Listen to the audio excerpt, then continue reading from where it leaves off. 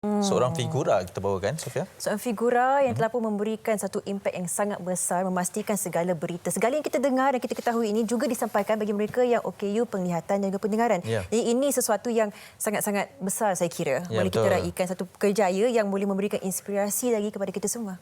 Kita nak alu-alukan kehadiran Puan Tan Li-bi, seorang jurubahasa isyarat. Siapa tak kenal lah kan? Siapa Sekarang tak kita kenal? bawakan secara langsung di studio bersama dengan kita. Tengok Selamat lama-lama pagi. sikit, kenal. Selamat pagi. Apa khabar? Selamat pagi. Selamat pagi. Macam mana? Apa khabar? Apa khabar? Apa khabar? Apa khabar? Badan you sentuh Apa? kat sini and then sihat ke?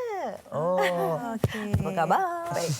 Puan Tan Li-bi, terima kasih kerana meluangkan masa. Anda pastinya seseorang yang memang kita nak dengarkan penceritaan lebih 34 tahun. ya. Ya, sebenarnya saya mula pada semasa umur saya 18 tahun. Okey. So saya telah bercimpun daripada umur saya 18 tahun sampai sekarang. You fikirlah berapa Sebelum tahun? bekerja lagi. Sebelum masa tu kan dah 40 tahun actually. Kalau kira betul kan dah wow. 40 tahun ni. Wow. Maknanya sekarang ni usianya? Usianya dah dekat-dekat 60 dah. Okey. Wow. So, Okay, bagaimana permulaannya? Sebab kita ada baca beberapa artikel lah ya, daripada... ramai orang dah baca betul. dah kan. Okey, dah secara keluar langsungnya banyak. bagaimana? Sebenarnya kan saya tak ada pun nak niat ataupun I tak bermimpi pun nak jadi seorang jurubahasa. Okey. Ya. Sebab adik saya pekak.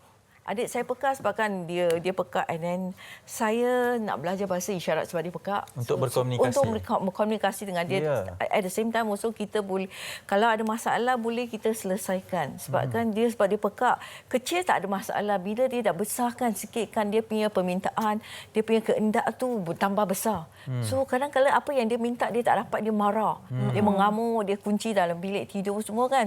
So I pun bincang dengan adik-adik saya yang lain kan, saya kata macam mana kan saya rasa selepas SPM, saya nak pergi belajar bahasa isyarat. So untuk selesaikan masalah yang kita ada dekat rumah. Baik. Actually memang sedih kalau you ada seorang adik yang pekak.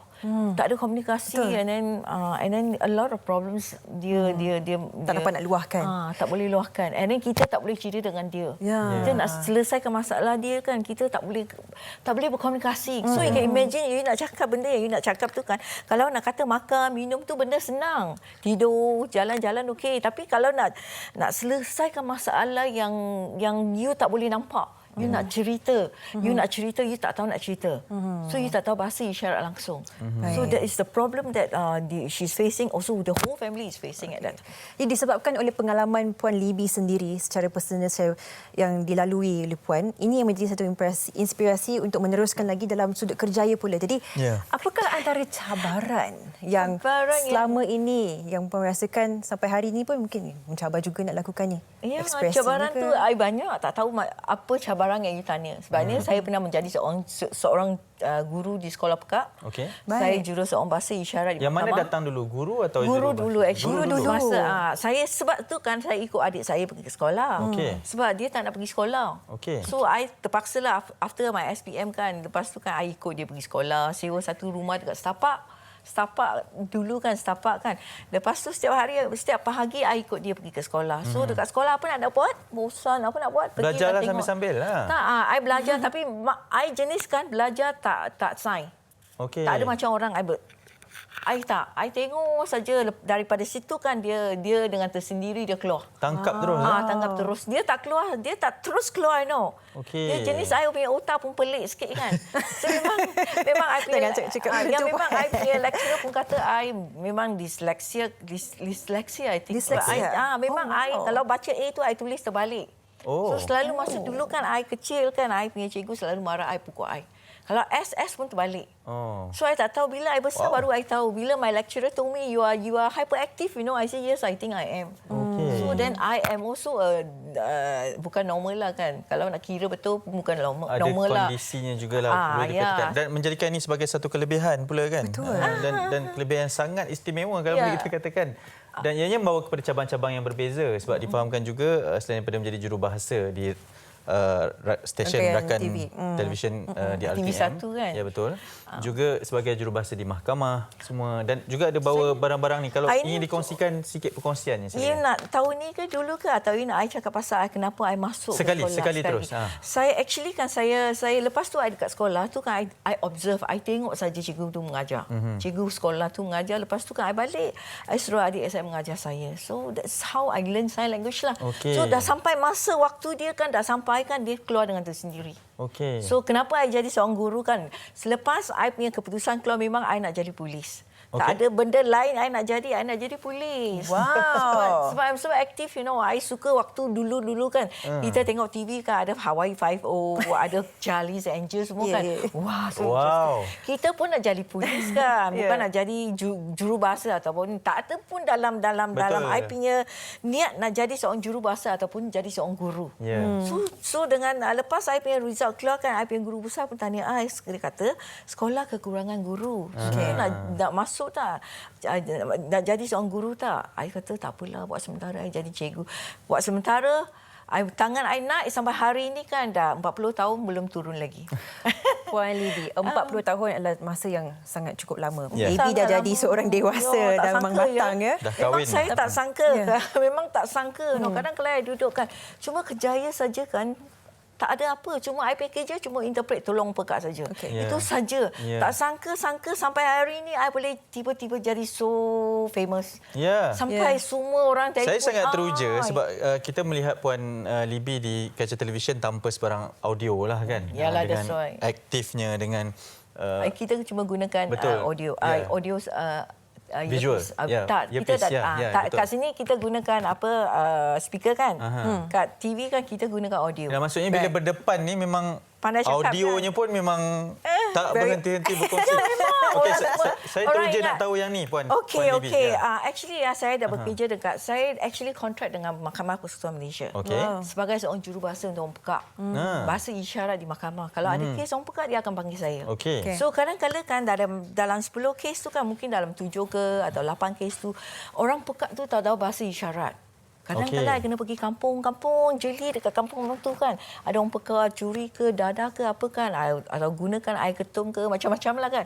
So kalau I dah pergi sana kan, dia tak tahu bahasa isyarat. I boleh sign macam like sampai the cow come home also, dia tak faham, betul tak? So bila I masuk mahkamah saja kan, I pergi tengok orang pekak tu. I say, I pun tanya, I tengok muka dia. I pun tanya dia, you tahu sign. Dia tengok I macam tu. Kalau cara dia tengok I tu kan pelik-pelik, you tengok dia Maksudnya dia tak tahu lah. Then you belajar, dia kata tak ada. Oh, okeylah, I tahu apa nak buat. So, I minta sekeping kertas. So, I pun tulis tarik. I tulis tarik dekat atas kertas tu. Bila charge sheet diberi kepada saya, kertas pertuduhan diberi kepada saya, saya akan tulis tarik. Lepas tu, I akan tulis, I tunjuk ni. Tarik ini kalender. Kalender ni semua orang pekak pun tahu. You pergi sekolah ke, you tak pergi sekolah, semua tahu pekak kalender. Tahu. Kalender. So kalau kes dadah kan, so I kata, I kena beritahu dia kan, you hari ni you punya kes tu kan kes dadah. So you gunakan methamphetamine. So methamphetamine macam ni lah kan. Tunjuk so, gambar lah. I kena tunjuk gambar methamphetamine. Ini orang kalau dia gunakan ais atau methamphetamine. So you gunakan ni, and lepas tu you kena tunjuk you dadah tu macam ni. And then dalam straw ke, kadang-kadang dalam straw, dia simpan dalam straw tu kan. So, you kena ceritalah berlakon. Bila you dah masuk mahkamah kan, walaupun mahkamah tu penuh, kan you kena berlakon. You jangan kata, alamak, I malu. Tak boleh. I don't care. Kita buang semua tu. I buang tu. And then kalau kes tu kan, kes tu pencabulan. Ataupun, macam mana Puan nak tunjuk? Berlakon. I actually berlakon di dalam mahkamah, di depan hakim atau di depan magistrate. Action really seperti itu pun. Kalau ya betul, kalau kes rogo tu kan, sebab kan orang pekat ni kan, kalau you tanya satu soalan kan, dia mungkin cerita daripada hujung. So kita nak make sure dia cerita daripada mula, spesifik, and then tersusun. Tak ada sini dia lompat ke hujung, dia lompat balik kan. Hai, penting betul. Nanti dia kita bersalah pula, nanti dia kalah kes tu kan. So I got to make sure dia cerita. So I kena berlakon lah. So lepas ni okey. Contohnya kes rogo lah kan, I kena baring kat lantai. So macam mana pegang, macam mana dia pegang perogo tu, pegang you. Kena tunjuk semua. I tunjuk. Lepas pelakon dia. Dia masuk benda tu, I kena tunjuk. supaya penceritaan tu betul lah. Betul. And then Respect kita lah, Puan. berlakon betul. Kadang-kadang hakim tu tanyakan, Puan, you boleh tak kalau you gunakan I punya sejadah? I said, Puan, tak payah. Yang Arif tak payah. I dah biasa berlakon dekat atas lantai, baring kat lantai. Sangat I don't committed lah, care. Puan. I kena buat.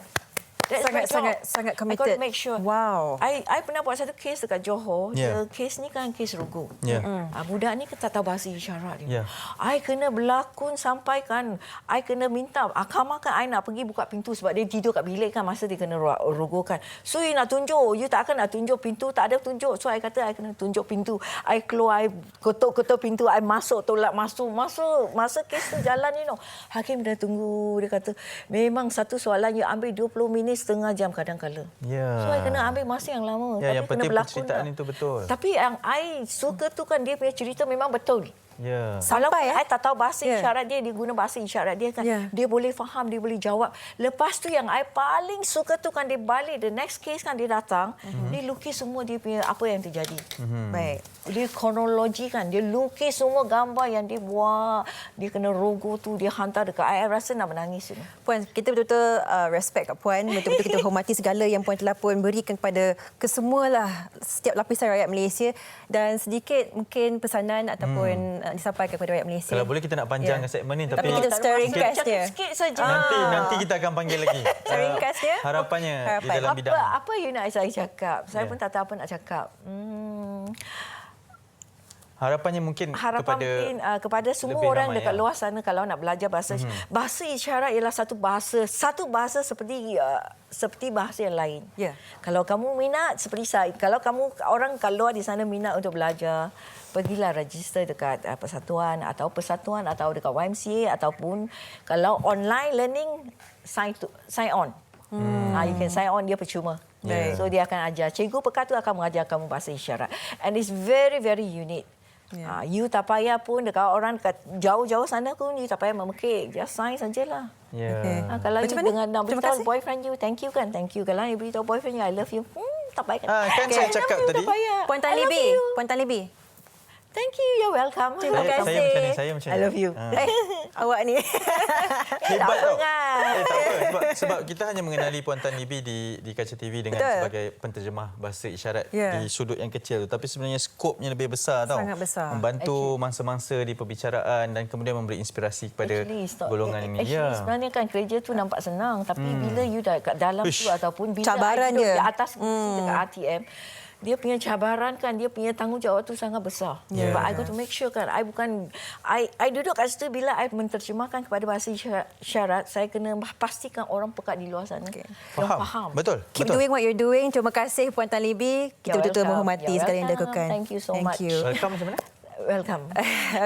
Atau sama-sama. Baik. Sama-sama.